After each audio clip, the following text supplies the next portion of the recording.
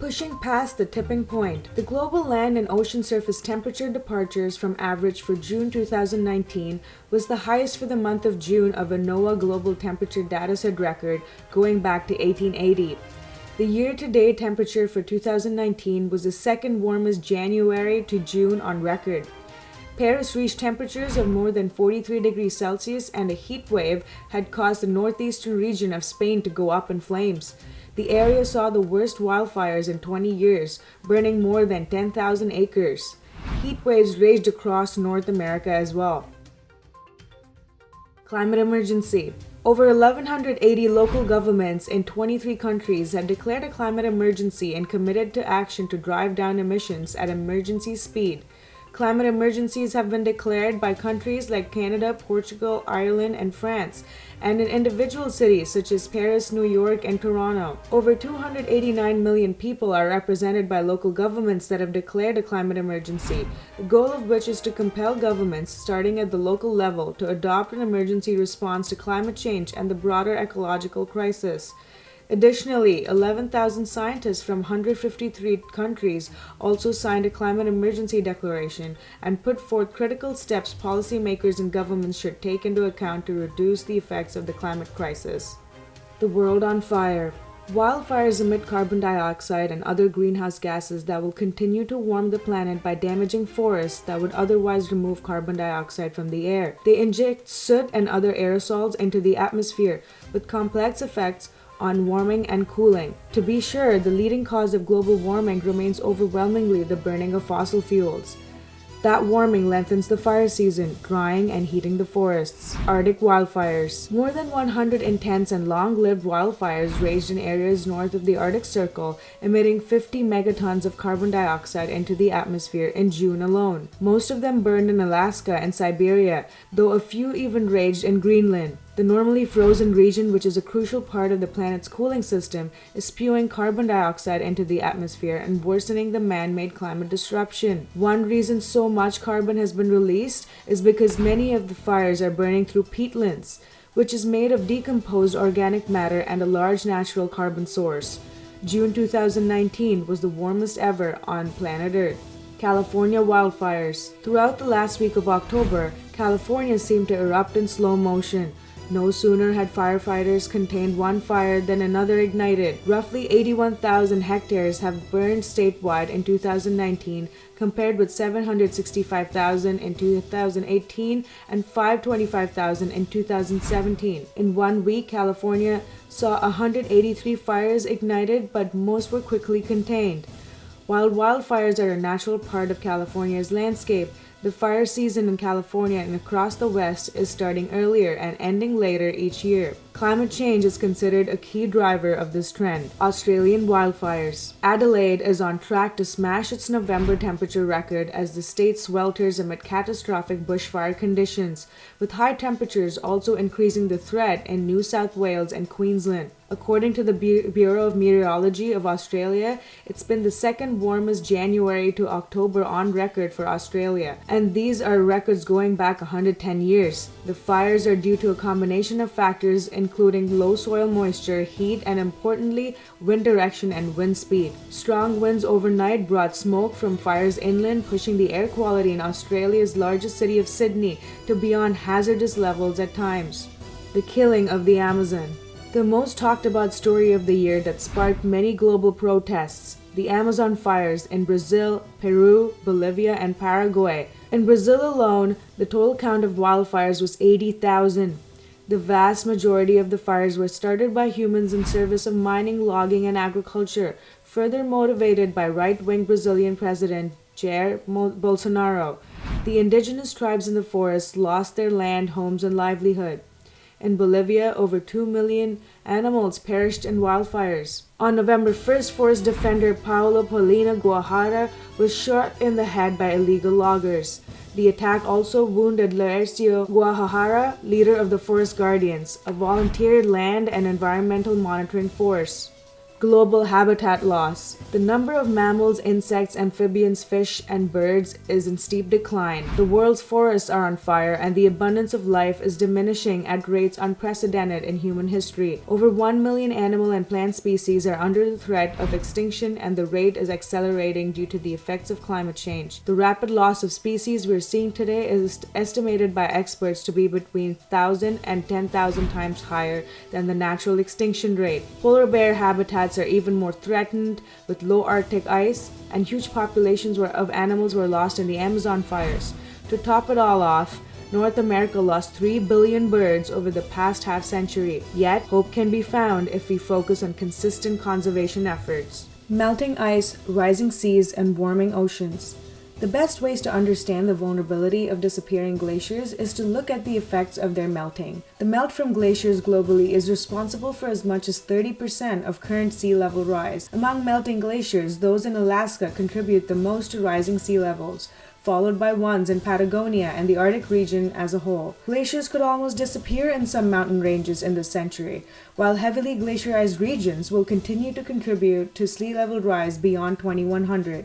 Great Arctic melt. Record temperatures hit the Arctic with a historic heat wave that brought the hottest weather ever recorded in France, the UK, Belgium, the Netherlands, Norway, and Germany. Canada confirmed that temperatures in Alert Nunavut peaked at 21 degrees Celsius this summer. June also saw the second smallest Arctic sea ice extent in 41 years. Greenland's ice melt rate at 55 billion tons of water over 5 days was expected to be the worst-case scenario in the year 2070. Antarctica's sea ice loss. West Antarctica has some of the most threatening glaciers for rising sea levels. In February, a hole 6 miles long and 1,000 feet deep was discovered under the Thwaites Glacier, a glacier the same size as Florida. The hole is the equivalent to losing about 14 billion tons of ice and showed that the glacier was being hollowed out by water as well as shrinking. Sections of this glacier are contributing to 4% of sea level rise. The entire Antarctic ice sheet is melting nearly 6 times as fast as it did 40 years. In the last decade, Antarctic ice loss increased by 530% of what it used to be in the 1980s. The collapse of Mont Blanc. Glaciers made international headlines in September 2019 when about 250,000 cubic meters of ice were in danger of breaking away from the Planpancio Glacier of Mont Blanc Glacier. Rising global temperatures are causing the melting of mountain glaciers and the retreat of polar ice sheets. A radar system has been installed to better monitor the glacier that risks having a large section break off into a tourist valley. South Asia underwater. Following months of drought that parched large swaths of India, the region experienced dangerous flooding this year. At least 7 million people in India, Nepal, Bangladesh, and Pakistan had their lives disrupted by flooding in mid-July 2019. The culprit was heavy monsoon rains, which arrived late and severe. With climate change, precipitation events are expected to become more unpredictable, as seen in this region. The preceding drought may have also dried up the land, making it harder and less absorbent. The destructive forces of Hurricane Dorian. Hurricane Dorian was the most intense tropical cyclone on record to strike the Bahamas and is regarded as the worst natural disaster in the country's history. It left behind miles of destruction and high water levels. It was also one of the most powerful hurricanes recorded in the Atlantic Ocean. After skirting the east coast of Florida and Georgia, the storm impacted South Carolina and North Carolina. The saga of Hurricane Dorian ended on Sunday, September 8, as the storm made landfall in Nova Scotia, knocking out power to hundreds of thousands of people before dwindling offshore. The flooding of Venice. Venice just experienced its worst flooding in 50 years, following which its mayor declared a state of emergency. Exceptionally high tides caused the hundreds of millions of euros in damage. Flood levels in the lagoon city reached the second highest level since records began in 1923 as a result of the aqua alta, or high water, which hit 1.87 meters. More than 85% of Venice was flooded. Many, including Venice's mayor, have blamed the disaster on global warming and warned that the country, prone to natural disasters, must wake up to the risks posed by ever more volatile seasons. The environmental political playing field.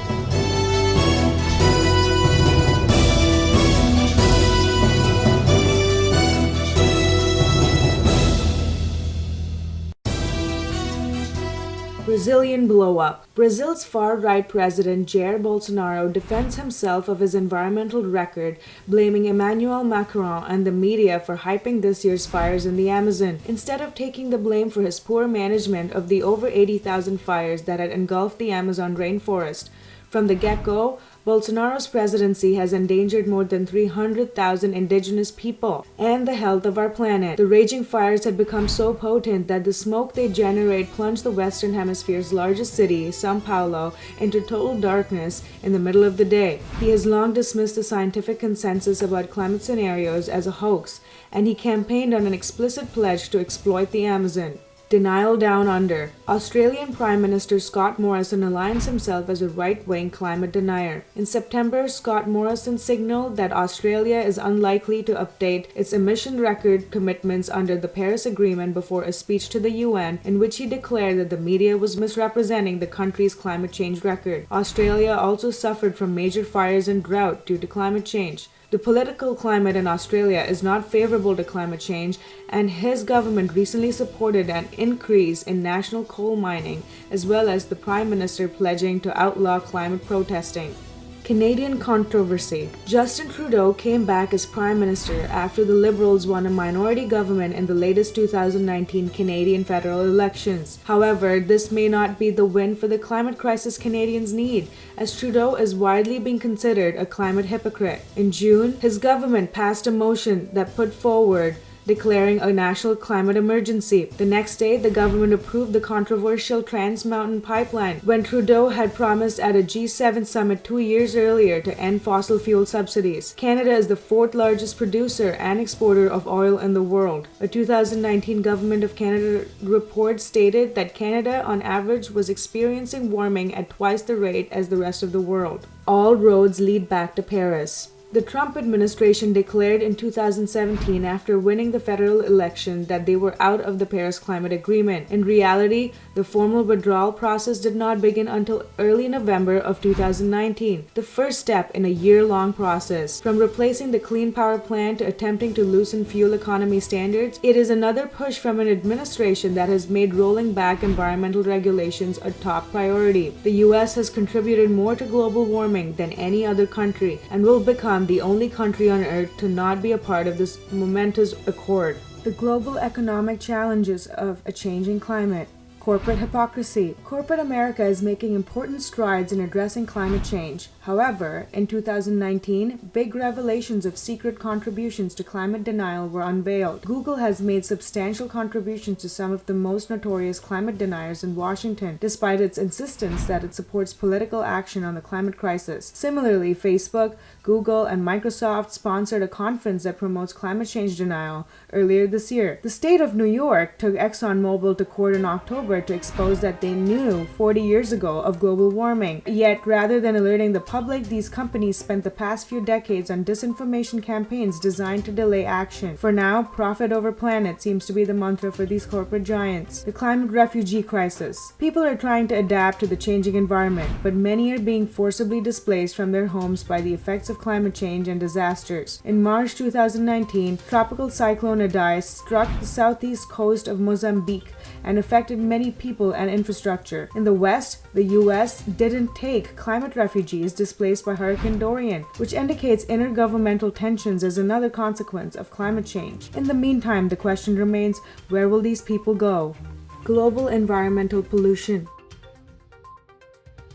Fukushima still threatens. It's been 8 years since Fukushima No. 1 suffered 3 core meltdowns triggered by tsunami following the Great East Japan earthquake. A still highly radioactive land and groundwater continues to mix with the radioactive water of the destroyed reactors at Fukushima Daiichi. Tokyo Electric Power, or TEPCO, has struggled to deal with the contaminated water. More than 1 million tons of contaminated water lies in storage, but TEPCO says it will run out of space by 2022 and will have to dump the water into the Pacific ocean. Any decision to dispose of the wastewater that way will have vast consequences of polluting ocean water with radiation. Great Pacific Garbage Patch. Boy and Slat's Dutch nonprofit The Ocean Cleanup announced that it has successfully developed and deployed a device that can capture ocean plastic, moving closer to the goal of eventually cleaning up some 90% of ocean plastic pollution. The largest accumulation of ocean plastics is in the Great Pacific Garbage Patch. An estimated 79,000 tons of ocean plastic pollutes an area roughly equivalent to Alaska. After 6 years, tens of millions of dollars, and a few unsuccessful attempts, the new system even managed to pick up 1 millimeter microplastics. The first pieces of plastic gathered by this project are on their way back to the US to be recycled. Delhi dives into darkness. A record-breaking pollution threw Delhi into a state of crisis this October, and the city was shrouded in a thick brown smog with toxins over 50 times the levels deemed healthy and about 7 times higher than in the Chinese capital, Beijing. According to the Government Environment Agency, almost 50% of Delhi's pollution was from crop burning. Firecrackers over Diwali also contributed to the already poor air quality in the region. Flights were diverted from the airport, public health emergency was declared, construction activities were halted, schools were shut, and advisories were issued asking people to stay indoors. Many million trees. In some positive developments, trees made the news in a big way this year. It is common knowledge that trees help combat global warming by acting as carbon sinks. Carbon sequestration projects in the form of tree plantings were deployed all over the planet, starting with Ethiopia's world record of 350 million trees being planted in 24 hours. More than 23 million of Ethiopia's 105 million people took part. In other major feats, a popular YouTube channel, Mr. Beast, is running a campaign by partnering with the Arbor Day Foundation to plant 20 million trees by the end of this year. And Kenya is campaigning to plant 20 million trees as well, but through agroforestry. To top it all off, NASA states that the Earth is greener today than 20 years ago, with overwhelming efforts from none other than China and India. Number 24. Word of the Year, Climate Strike. 2019 has been a very strong year for global environmental activism, especially for our youth. After all, they are fighting for their lives. It has also brought to light the many environmental activists that we have leading our way to a greener future. During the week of September 20th, the world came together to participate in a series of international strikes and protests, coinciding with the UN Climate Summit. Also known as the Global Week for Future and inspired by Swedish climate activist Greta Thunberg, protests took place in 150 countries with over 6.5 million people participating. And now the world is reacting. In early November, the Collins Dictionary named climate strike as Word of the Year. The definition: a form of protest in which people absent themselves from education or work in order to join demonstrations demanding action to counter climate change. Soon afterwards, Italy became the first country to make climate change lessons compulsory for children. The Italian education minister was quoted saying, "If they will not teach climate change in school, then how else will our kids learn if they don't join the climate strike?" This movement has been an eye-opening education for young and old.